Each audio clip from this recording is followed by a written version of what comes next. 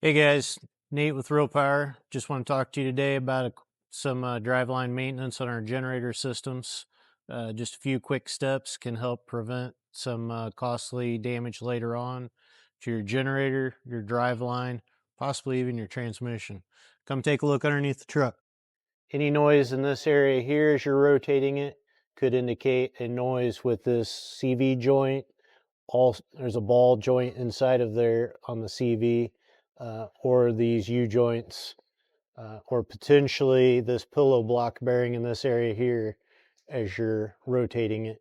If you come up front here to the PTO area, you may hear a little bit of noise, and that's just the backlash in the gear train as you're rotating. That's completely normal. That's not a sign of any problems. This Chelsea here is pretty quiet from the factory, so we're not hearing any grinding noises or any rattling noises, anything like that. You've also got a U-joint here to listen for. All right, now that we know that the bearings are good, let's take a look at the U-joints. Best way to check these is to rotate your drive shaft so it's lined up at the 6 and 12 o'clock position on the U-joint. And just grab here and push up and down. You should not feel any movement, any slop in the U-joint. If you do, that's a sign that that U-joint is wearing out. Rotate the U-joint and check again, turning it approximately 90 degrees. Notice that there's no slop in that U-joint. We're pushing up and down, pulling up and down. There's no movement there whatsoever, so that's good. Let's take a look down here at the CV. We're going to do the same exercise. Everything's at the 6 and 12 o'clock position here. You're pushing up and down. There's no movement or slop in those U-joints. I'm going to rotate it 90 degrees. Same thing, push up and down. There's no slop, no movement in those U-joints. We're going to go up front here. On the four-wheel drive applications, there's one more U-joint set right here.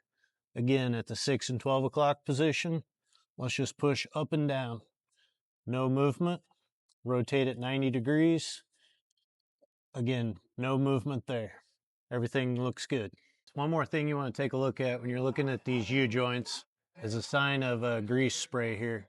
Um, this grease spray actually is coming from this pillow block bearing here, and that's just where the grease came out and is spraying around. That's perfectly normal. What you don't want to see is that grease spray coming from around these U-joint areas. That means that the grease is coming out of the cups. Also inspect for any kind of brown coloring or heat signatures. Blue, purple, anything like that would indicate that these are getting hot and they have no lubrication. And since they are pre-lubricated, there's no way to put lubrication back into them. So that means that something has failed, a seal, a cup, something like that. So any concerns you see there, feel free to send us some pictures or videos and we'll be happy to inspect those. All right, let's move on up here to the PTO area. You'll see on all of the fasteners for the PTO, there's these orange tamper seal marks. What that does is give you a real quick visual indication on if any of these fasteners have loosened up. These marks should all be intact. There shouldn't be any breaks in the paint as you inspect around it. You can see that on several of these fasteners for the drive shaft connecting to the PTO as well. So just inspect those while you're underneath here looking at the U-joints. And if any of those have come loose, then those should be addressed immediately. So this truck here is a very short wheelbase, has a short drive shaft. You'll notice that there's no carrier bearing. We're going to show you what that looks like in just a minute, how to inspect that. But while we're underneath here, there are two grease points. This pillow block bearing here, and then on your slip joint, there's a grease point there. This grease point is going to lubricate this when the truck is moving and torquing. This needs to move slightly. So that's an important grease point along with this pillow block bearing grease point. Those should be greased regularly. You can refer to your owner's manual for the exact time period for when to grease those. But let's go take a look at a truck with a carrier bearing so we can look at how to inspect that. All right, guys, here we are underneath a longer wheelbase two-wheel drive truck. You're going to notice that the Design of the driveline looks very similar, except for we do have a carrier bearing here. What we want to inspect for is making sure that this area, the rubber portion here, is still intact, that you're not seeing any signs of sagging, cracking, or anything in that area. You will see that there is just a little bit of movement here. That's normal. Um, that's what it's designed for. So you're just kind of looking to see if there's any signs of wear and tear, and that's usually going to be missing rubber, cracked rubber, things like that. This driveline also has sealed U-joints.